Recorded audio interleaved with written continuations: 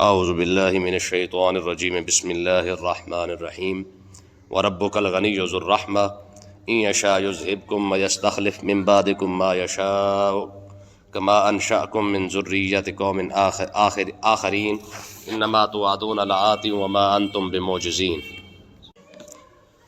کل کے اور پرسوں کے درس کے اندر ہم نے پڑھا تھا کہ قیامت والے دن اللہ تبارک و تعالی انسانوں سے اور جنات سے دونوں سے پوچھے گا کہ تم نے اپنی زندگی کیسے گزاری ہے اور اسلام قبول کیا ہے یا کیوں نہیں کیا ہے۔ آگے اللہ تبارک و تعالی نے ارشاد فرمایا وَرَبُّكَ الْغَنِيُّ، فرمایا تیرا رب جو ہے وہ بے پرواہ ہے، تیرا رب بے پرواہ ہے۔ کیا مطلب ہے ان الفاظ کا؟ کہ شروع صورت سے لے کر یہاں تک اس کے اندر اللہ تبارک و تعالی نے انسان کو اپنی قدرت، اپنے مشاہدات اور عبادت کے لیے جو ترجیح دی ہے، پھر گناہوں کو چھوڑنے کی ساری بات کی ہے۔ تو میں کہ انسان کے دل میں یہ نہ آ جائے کہ پتہ نہیں یہ ساری باتیں جو ہم سے کی جا رہی ہیں اس میں پتہ نہیں اللہ جانے رب کا کتنا فائدہ ہے، رب کا کیا فائدہ؟ اگر ہم گناہ چھوڑ دیں تو رب کا فائدہ کیا ہے، اگر ہم نیکی کرتے ہیں تو رب کا فائدہ کیا ہے۔ تو یہ ساری باتیں تو اللہ تبارک و تعالیٰ نے قرآن پاک کے اندر یہ الفاظ ارشاد فرمایا کہ یہ جو تمہیں سمجھایا جا رہا ہے محض صرف اور صرف انسان کی ہمدردی کے لیے ہے۔ کہ کیوں؟ فرمایا یہ جو ہم نے جہنم تیار کر رکھی ہے کہ اس کے اندر شاید کوئی نہ کوئی نہ جائے، بچ جائے، تو یہ انسان کے لیے بہتر ہے۔ اب سوال یہ ہے کہ جب اللہ تبارک و تعالیٰ یہ خود چاہتا ہے کہ کوئی شخص جہنم میں نہ جائے، اس لیے سمجھا رہا ہے، تو جہنم بناتا ہی نہ، ڈالے ہی کسی کو نہ، تو بہتر نہیں؟ تو پھر جہنم بنا کے پھر لوگوں کو کیوں سمجھایا جا رہا ہے؟ پھر لوگوں کو بچانے کے لیے نبی اور رسول اور یہ سارا کچھ کیوں بھیجا جا رہا ہے؟ تو یاد رکھیں کہ جس طرح ماں باپ نہیں چاہتا نا کہ ہماری کوئی اولاد جو ہے وہ غلط راستے پر چلے، ٹھیک ہے، اگر اس کے باوجود بھی کوئی شخص ماں باپ کے سمجھانے کے باوجود یا استاد کے سمجھانے کے باوجود بھی یا پیر کے سمجھانے کے باوجود بھی اگر کوئی شخص برے راستے پر چل رہا ہے تو پھر اس کی سزا تو بنتی ہے نا۔ تو کہنے کا مقصد یہ ہے کہ اللہ تبارک و تعالیٰ نے سمجھانے کے لیے نبی بھیجے ہیں، رسول بھیجے ہیں، اور بطور سزا سب کچھ بیان بھی کر دیا ہے کہ بھائی اگر تم غلط راستے پر چلو گے تو اس کی سزا یہی ہے، ٹھیک ہے۔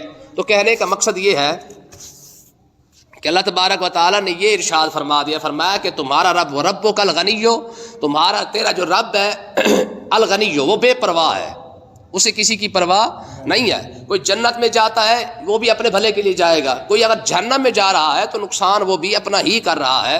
رب نے سمجھا پورا دیا ہے، کتابیں دے دی ہیں، نبی دے دیے ہیں، سب کچھ سمجھانے کا انتظام کر دیا ہے، لیکن اگر کوئی شخص نہیں سمجھ رہا ہے تو فرمایا کہ اللہ تبارک و تعالیٰ نے یہ سمجھا دیا، فرمایا کہ اگر کوئی شخص نہیں سیدھے راستے پہ آنا چاہتا تو رب بے پرواہ ہے، اسے کسی کی پرواہ نہیں ہے، ہاں نقصان وہ اپنا ہی کرے گا۔ ہاں کیوں سمجھاتا ہے؟ ذو الرحمہ، فرمایا اس لیے کہ وہ رحمت والا ہے، سمجھا اس لیے رہا ہے، نبی اس لیے بھیج دیے ہیں، کتابیں اس لیے دے دی ہیں کہ رحمت والا ہے۔ کوشش یہی ہے کہ انسان جہنم میں نہ جائے۔ جیسے امام شافعی رحمۃ اللہ علیہ کا قول ہے، آپ فرماتے ہیں کہ اگر اللہ تبارک و تعالیٰ صرف سورۃ والعصر کو نازل کر دیتا، پورا قرآن نازل نہ بھی کرتا، تو صرف سورۃ عصر ہی انسان کے سمجھنے کے لیے کافی تھی۔ امام اعظم ابو حنیفہ کا فتویٰ ہے، آپ فرماتے ہیں کہ اگر اللہ تعالیٰ نبی نہ بھی بھیجتا پھر بھی لوگوں پر واجب تھا کہ لوگ ان مشاہدات کو دیکھ کر، ان عجائبات کو دیکھ کر، دنیا کو دیکھ کر، اس ساری جو ہے وہ کائنات جو انسان کے سامنے ہے، اس کو دیکھ کر پھر بھی انسان رب کو پہچانتا، یہ اس پر فرض تھا۔ لیکن یہ تو اس نے کرم کیا ہے کہ پھر بھی نبی بھیج دیے ہیں، رسول بھیج دیے، کتابیں دے دی ہیں، تو یہ سارے سمجھانے والے لوگ جو ہے وہ آ گئے ہیں۔ فرمایا اللہ تبارک و تعالیٰ ہے بے پرواہ، لیکن یہ اس کی رحمت ہے کہ اس نے نبیوں کو بھیجا ہے، یہ اس کی رحمت ہے اس نے کتابیں دے دی ہیں، یہ اس کی رحمت ہے کہ علماء موجود ہے سمجھانے کے لیے، ٹھیک ہے۔ ہاں اب آگے اپنی قدرت کا بیان کیا ہے، فرمایا ان یشاء یذہبکم، اگر اللہ تعالیٰ چاہے یذہبکم، تمہیں لے جائے، ان یشاء یذہبکم، اگر وہ چاہے تو تمہیں لے جائے، ویستخلف من بعدکم ما یشاء، اور تمہارے بعد کوئی جس کو چاہے تمہارے بار پیچھے سے لے آئے، ٹھیک ہے۔ مطلب کیا ہے کہ اگر رب چاہے تو تمہیں سب کو لے جائے، اسے کسی کی پرواہ نہیں ہے، اگر ہلاک کرنا چاہے ہلاک کر دے، اور تمہاری جگہ پہ کوئی دوسرے بندے لے کے آئے تو یہ اس بات پر قادر ضرور ہے، لیکن وہ پھر بھی چاہتا ہے کہ یہی بندہ، اگر یہی انسان بندے بن جائے اور یہی بندے بن کر جو جنت میں چلے جائے تو فائدہ تو پھر بھی نہیں کا ہے، جیسے قرآن مجید کی یہ آیت ہے یا ایھا الذین آمنوا من یرتد منکم عن دینہ فسوف یأتی اللہ بقوم، فرمایا کہ اگر کوئی شخص تم میں سے دین سے پھرنا چاہتا ہے بے شک پھر جائے، فسوف یأتی اللہ بقوم، رب کیا کرے گا، رب دوسرے بندے لائے گا، یحبہم ویحبون، وہ دوسرے بندے رب سے پیار کریں گے، رب ان سے پیار کرے گا۔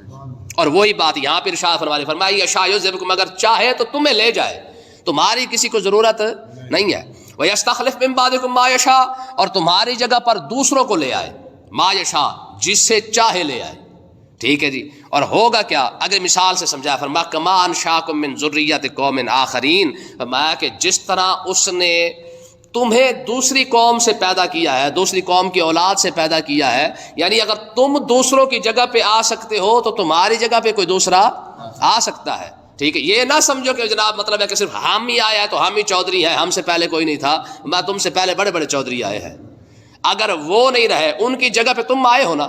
دیکھیں نا جی، یہ فرعون کا اور بنی اسرائیل کا اگر قصہ ہم پڑھتے ہیں تو قرآن مجید نے بڑی واضح الفاظ کے اندر ارشاد فرمایا وَأَوْرَثْنَا الْقَوْمَ الَّذِينَ كَانُوا يُسْتَضْعَفُونَ مَشَارِقَ الْأَرْضِ وَمَغَارِبَهَا الَّتِي بَارَكْنَا فِيهَا تَمَّتْ كَلِمَتُ رَبِّكَ الْحُسْنَى، فرمایا یہ جو فرعونی تھے نا، ان کے بڑے بڑے محلات بھی تھے، بڑے بڑے باغات بھی تھے، تو فرمایا ہم نے کیا کیا ہے، فرمایا فرعونیوں کو غرق کرنے کے بعد اورثنا القوم الذین کانوا یستضعفون، فرمایا جو کمزور لوگ تھے نا، ہم نے ان محلات کا، ان باغات کا ان کو مالک بنایا ہے۔ یعنی کل وہ وقت تھا جب فرعونیوں نے بنی اسرائیل کو لتاڑ کے رکھ دیا تھا، ان سے وہ غلام تھے، ان سے ساری دیہڑی جو ہے محنت مزدوری کروایا کرتے تھے۔ رب نے کیا کیا ہے، وہ جو محلات والے تھے ان کو غرق کر دیا ہے، اور جو کل ان کے نوکر تھے انہی نوکروں کو اللہ تعالیٰ نے ان کا مالک بنا دیا ہے۔ تو فرمایا یہ رب کا دستور ہے کہ اگر وہ چاہے تو ایک قوم سے دوسری قوم کو بدل دیتا ہے، لیکن تمہیں قرآن دے دیا ہے، امام الانبیاء دے دیا ہے، اس لیے دیا ہے کہ شاید تم سمجھ کے تم جنت کے اندر چلے جاؤ، وگرنہ رب ہے بے پرواہ، ربک الغنی، تیرا رب ہے بے پرواہ، لیکن پھر بھی اس کی رحمت ہے، وہ چاہتا ہے کہ یار بجائے دوسرے لانے کے تم ہی بندے بن جاؤ نا، ٹھیک ہے جی۔ آگے دیکھیں، فرمایا انما توعدون لآت، فرمایا جس کا تم سے وعدہ کیا جا رہا ہے نا، لآت، وہ ضرور آ کے رہے گی، مطلب قیامت۔ یہ جو تم سے وعدہ کیا گیا نا جی قیامت آنی ہے، یہ خالی قصے کہانیاں نہیں ہے، یہ کسی کا کہا قول نہیں ہے، یہ کسی کی طرف سے کوئی حکایت نقل نہیں کی گئی ہے، اس کو یہ نہ سمجھنا کہ یہ اہم کسی کی بات پھیلائی ہوئی ہے، کوئی قیامت شیامت کو نہیں آنی ہے، بس سوال ہی پیدا نہیں ہوتا، یہ قیامت کسی کا قصہ کہانی نہیں ہے، بلکہ یہ تیرے رب کا فرمان ہے۔ اقتربت الساعۃ وانشق القمر، وہاں قیامت قریب آ گئی ہے، سمجھ آئی نا جی، اور چاند پھٹ گیا ہے۔ تو یہ آپ سورہ فاتحہ ہم پڑھتے کیا مطلب ہے، مالک یوم الدین، ہر رکعت کے اندر کہا گیا کہ قیامت کے دن کا مالک ہے، تو مطلب کیا ہے، فرمایا جس کا وعدہ تم سے کیا گیا نا قیامت کے آنے کا، چاہے یہ دنیا ترقی کر جائے، یہ جتنا عروج پہ چلی جائے، جو مرضی کر لے اپنے آپ کو، ٹھیک ہے جی، لیکن قیامت کا جو تم سے وعدہ ہے وہ آ کے ہی رہنا ہے۔ بات سمجھیے کہ نہیں آئی ہے، یہ الہاکم التکاثر حتی زرتم المقابر، القاریۃ ما القاریہ وما ادراک ما القاریہ، یہ سارا کا سارا قرآن نے بیان کر دیا ہے کہ یہ قیامت کے متعلق ہے۔ اذا زلزلت الارض زلزالہا واخرجت الارض اثقالہا، ٹھیک ہے نا جی، فرمایا جب قیامت آئے گی تو ہوگا کیا، اذا زلزلت الارض زلزالہا، ہم زمین کو ایسے زلزلے کے ساتھ برپا تباہ کریں گے۔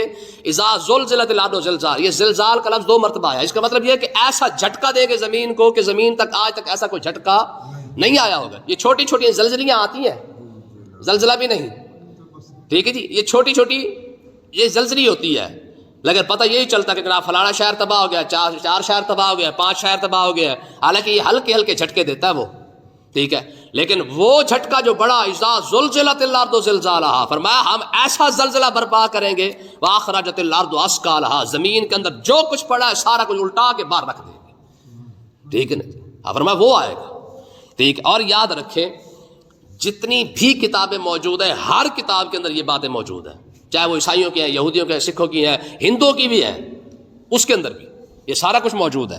تو اللہ تبارک و تعالیٰ نے ارشاد فرمایا قیامت میں تم شک نہ کرو، یہ جو اپنے آپ کو پاورفل سمجھتے ہیں نا، میں ایک ترکڑی وہ بھی لگنے والی ہے، ترازو ایک وہ بھی لگنے والا ہے، وہاں پہ سب نے اکٹھا ہونا ہی ہونا ہے۔ دیکھیں جی، عقل بھی اس بات کو مانتی ہے کہ قیامت ضروری ہے۔ کیسے؟ دنیا کے اندر جتنے ظالم ہیں ان کا فیصلہ کون کرے گا؟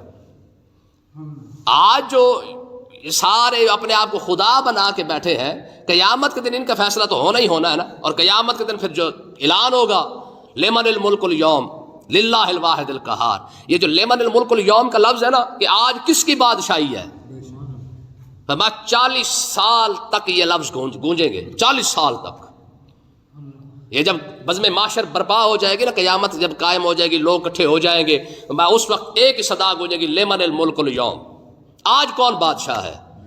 اور یہ الفاظ، یہ صدا 40 سال تک گونجتی رہے گی. مجال ہے کوئی جواب دے جائے؟ کوئی کہے گا جی میں بہت بڑی بڑی فن خواہ ہوں، میں بہت بڑا جرنل ہوں اور میں بہت بڑا بادشاہ ہوں، ٹھیک ہے جی. وہاں پہ کوئی بھی پھر 40 سال تک جب خاموشی چھائی ہوگی نا، پھر ایک آواز آئے گی للہ الواحد القہار. آج ایک ہی بادشاہ کی بادشاہی ہے. آج کوئی جج نہیں، کوئی جرنل نہیں، کوئی بادشاہ نہیں، کوئی وزیر نہیں، کوئی مشیر نہیں. آج کوئی نہیں ہے پاورفل. آج پاورفل صرف اور صرف ایک ہی ذات ہے، وہ رب کی ہے. ٹھیک ہے جی. تو ہوگا کیا جناب؟ اللہ تبارک و تعالیٰ نے ارشاد فرمایا انما توعدون لآت، فرمایا جس کا تم سے وعدہ کیا گیا ہے لآت، وہ ضروری آ کے رہے گی. وما انتم بمعجزین، تم رب کو عاجز نہیں کر سکتے.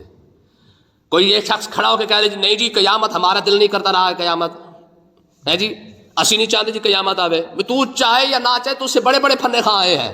ٹھیک ہے جی. اگر کوئی شخص یہ کہے جی میں نہیں چاہتا، میرا دل نہیں کرتا، قیامت نہیں آنی چاہیے تھی، میں آرڈر کروں گا تو پھر آئے گی.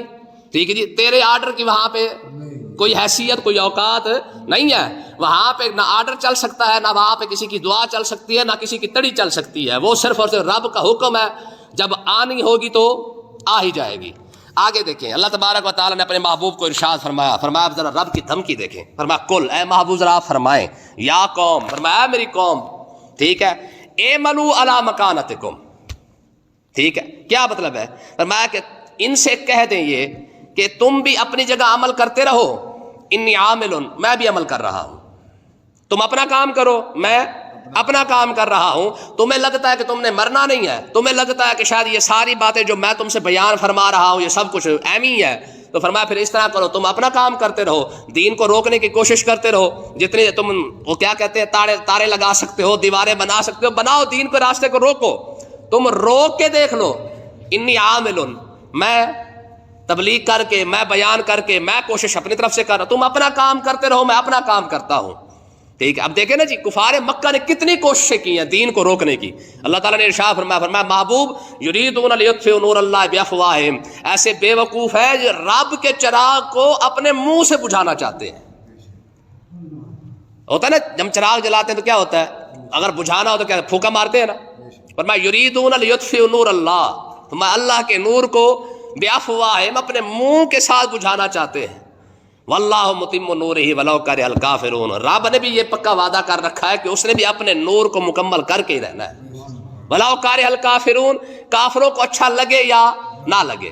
مطلب کیا ہے؟ میں دیکھیں نا جی کافر تو کبھی بھی نہیں چاہتا کہ اسلام پھیلے. آقا علیہ السلام نے ارشاد فرمایا قیامت کے قریب یہ حالات ہو جائیں گے کہ میری امت پر پوری دنیا ایسے ٹوٹ پڑے گی جیسے کھانے پر بھوکے ٹوٹ پڑتے ہیں، اور ہر ایک دوسرے کو دعوت دے گا کہ آؤ میں نے کھا لیا، تو بھی آ کے کھا لے. اب دیکھیں نا یہودی مسلمانوں کو مار رہا ہے، ساتھ ساتھ عیسائیوں کو بھی دعوت دے رہا ہے کہ تم بھی آ جاؤ. امریکہ کو ساتھ ملا رہا ہے. پھر ادھر سے امریکہ سارا 70 سال ہو گئے ہیں، وہ امریکہ خود تو پاکستان پہ قبضہ کر کے ہی بیٹھا ہوا ہے، ساتھ ساتھ انڈیا کو بھی ملایا ہوا ہے کہ تو بھی آ جا. حضور نے ارشاد فرمایا وہ وقت بھی آئے گا میری امت پر جب میری امت کو ایک پلیٹ کی طرح، گوشت کھانے کی طرح سمجھ لیا جائے گا، اور ہر بندہ اس پر ٹوٹ پڑے گا اور کہے گا کہ ٹھیک ہے میں نے لے لیا حصہ، تو بھی آ کے لے لے. ٹھیک ہے. تو اللہ تبارک و تعالیٰ نے ارشاد فرمایا یہ ایسے بے وقوف ہے، یہ سمجھتے ہیں کہ رب کے نور کو روک لیں گے، بجھا لیں گے. فرمایا رب نے اپنا نور مکمل کرنا ہی کرنا ہے. اور آقا علیہ السلام نے ارشاد فرمایا یہ دنیا ٹل کا زور لگا لے، ایک وقت ایسا آئے گا روئے زمین پر صرف اور صرف وہی شخص زندہ رہے گا جو اس نے میرا کلمہ پڑھا ہوگا. بس اس کے علاوہ کسی کے پاس کوئی چانس ہوگا ہی نہیں. وہ وقت آئے گا کہ جب ایک اس روئے زمین پر صرف اور صرف ایک ہی مذہب ہوگا، ایک ہی دین ہوگا. وہ کون سا دین؟ نہ یہودی رہیں گے، نہ عیسائی رہیں گے، نہ سکھ رہیں گے، کوئی نہیں رہے گا. آپ دیکھ لیں دنیا کے اندر سب سے زیادہ کوشش کی جا رہی ہے کہ اسلام کو دباؤ کسی طریقے سے، لیکن سب سے زیادہ یہی پھیل رہا ہے. فلسطین کا مسئلہ اٹھا ہوا ہے. آپ دیکھ لیں فلسطین کے صبر کو دیکھ دیکھ کر یورپ کے اندر دوبارہ پھر لوگوں نے کلمہ پڑھنا شروع کر دیا ہے. کئی انٹرویو آ رہے ہیں، وہ کہتے ہمیں سمجھ نہیں آتی ہے. جس کا بیٹا شہید ہو چکا ہے وہ کہتا ہے شکر الحمدللہ، جس کا بھائی شہید ہو گیا وہ کہتا ہے شکر الحمدللہ، جس کا باپ شہید ہو گیا وہ کہتا ہے شکر الحمدللہ. ٹھیک ہے نا جی. کل وہ ایک بچے کا میں نے اسٹیٹس لگایا تھا تو اس نے وہ بچہ کیا کرے, چھوٹا بچہ 10-12 سال کی اس کی عمر ہے, وہ کہتا ہے دنیا سے ہمارا رابطہ ختم ہو گیا, ہمارا رب سے رابطہ ختم نہیں ہوا ہے. ٹھیک ہے نا جی. تو اللہ تبارک و تعالیٰ نے ارشاد فرمایا محبوب ذرا آپ ان کو فرما دیں اے میری قوم اعملوا علی مکانتکم, تم اپنی جگہ کام کرتے رہو, انی عامل, میں اپنی جگہ کام کر رہا ہوں, فسوف تعلمون, ان قریب تمہیں پتہ لگ جائے گا, ان قریب تم جان لو گے, من تکون لہ عاقبۃ الدار, آخرت کا جو بہترین گھر ہے وہ کس کے حصے میں آتا ہے, تم بھی دیکھ لو گے, ہم بھی دیکھ لیں گے, ہے نا جی. لکم دینکم ولی دین, تم بھی اپنے دین پر لگے رہو, ہم بھی اپنے دین پر لگے ہوئے ہیں, تو دیکھ لیں گے آخرت کا اچھا گھر کس کا ہوتا ہے. ظاہر ہے پھر آخرت کا جب اچھا گھر آئے گا, میں نے پہلے ہی آپ کو بتایا تھا کہ اللہ تبارک و تعالیٰ جب کافروں کو جہنم میں ڈالے گا نا, جہنم میں ڈالنے سے پہلے انہیں جنت کے مکان دکھائے گا اور فرمایا جائے گا یہ مکان, یہ محل, یہ سارا کچھ تم دیکھ رہے ہو یہ تمہارا تھا, یہ جو جنت کے اندر جو محلات ہیں یہ کس کے ہیں, یہ تمہارے تھے, ہم نے تمہارے لیے ہی تعمیر کیے تھے, تمہارے لیے بنائے تھے. اگر تم کلمہ پڑھ جاتے, اگر تم اسلام کو مان لیتے تو آج تم ان کے مالک بن جاتے. تو یار چاہے جتنے بھی ہم گناہ گار ہیں, جو مرضی ہم بدکار ہیں, کم سے کم اتنی امید تو ہے نا کہ ہم نے کلمہ تو پڑھا ہوا ہے نا. ٹھیک ہے نا جی. آقا علیہ الصلوۃ والسلام نے ارشاد فرمایا من قال لا الہ الا اللہ فدخل الجنہ. ٹھیک ہے نا. حضرت غالباً حضرت ابو ذر غفاری کو فرمایا تھا, میں ابو ذر غفاری تجھے ایک بات بتاؤں, جی سرکار. حضور نے ارشاد فرمایا جس نے کلمہ پڑھا جنت میں ضرور جائے گا.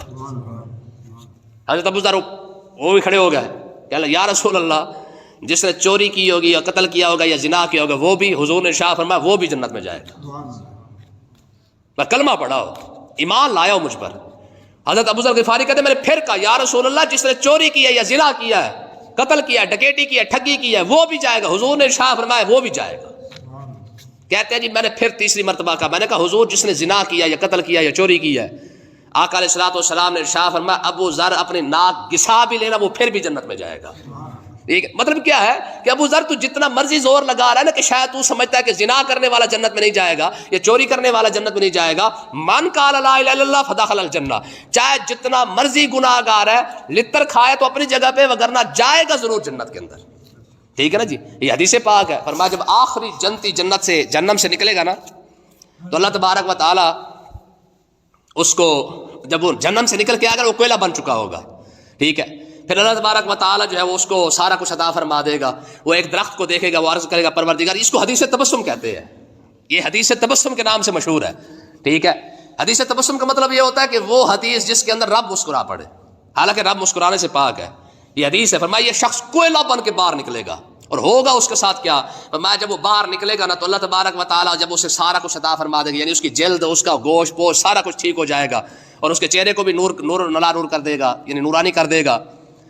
تو وہ عرض کرے گا, فرمایا کہ پروردگار تیرا لاکھ شکر ہے جتنا تو نے مجھے دیا کسی کو نہیں دیا ہوگا.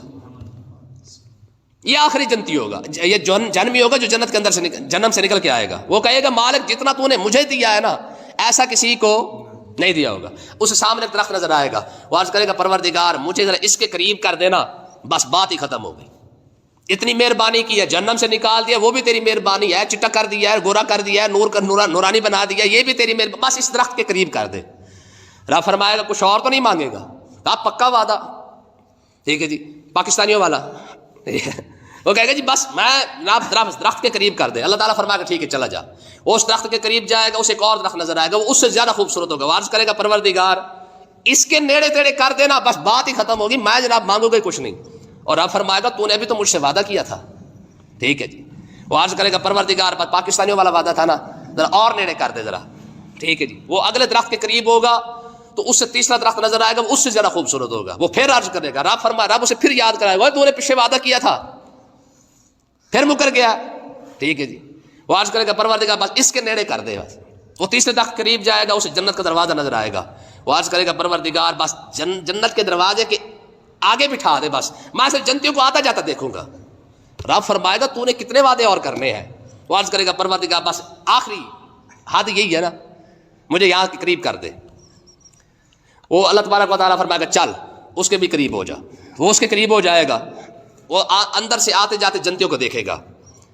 جب دیکھ رہا ہوگا نا, وہ عرض کرے گا پروردگار دروازے تک تو آ ہی گیا ہوں نا, اندر بھی واڑی دے اندر داخل کر دے, بات ختم ہو گئی. اللہ فرمائے گا تو نے کتنے وعدے کیے ہیں. ٹھیک ہے. اب پھر تو وعدہ کہہ رہا ہے کہ مالک بس اندر جانے دے. وہ عرض کرے گا پروردگار جب گھر اپنا چوکر تک بھیج دیا ہے تو آگے بھی جانے دے. ٹھیک ہے جی. اللہ تبارک و تعالیٰ فرمائے گا جا جنت میں داخل ہو جا. جب وہ جنت میں داخل ہوگا تو اللہ تبارک و تعالیٰ اسے ارشاد فرمائے گا دنیا اور دنیا جیسی اور کئی دنیا ملا کر میں تجھے عطا فرما رہا. وہ عرض کرے گا تو رب العالمین ہو کے مذاق کر رہا ہے, تو اس بات پر رب مسکرا پڑے گا. حالانکہ وہ مسکرانے سے پاک ہے, وہ ہنسنے سے پاک ہے. ٹھیک ہے جی. لیکن رب اپنی شایان شان مسکرا دے گا اور حضور مسکرا پڑے. حضور نے فرمایا تم مجھے پوچھتے نہیں میں مسکرایا کیوں. آج صحابہ نے عرض کی یا رسول اللہ آپ کیوں مسکرا رہے ہیں؟ فرمایا اس کی یہ بات سن کے نا تو رب ہو کے مذاق کرتا ہے تو رب مسکرا پڑے گا. ٹھیک ہے نا. تو اللہ تبارک و تعالیٰ فرمائے گا میں مذاق نہیں کرتا, یہ جو کچھ میں نے فرما دیا ہے یہ تجھ کو عطا بھی فرما دیا ہے. اس کو حدیث تبسم کہتے ہیں. ٹھیک ہے نا. تو اللہ تعالیٰ نے ارشاد فرمایا انہ لا یفلح الظالمون, ظالم کبھی کامیاب نہیں ہوتے. ٹھیک ہے نا جی. اللہ تعالیٰ سمجھنے کی توفیق عطا فرمائے.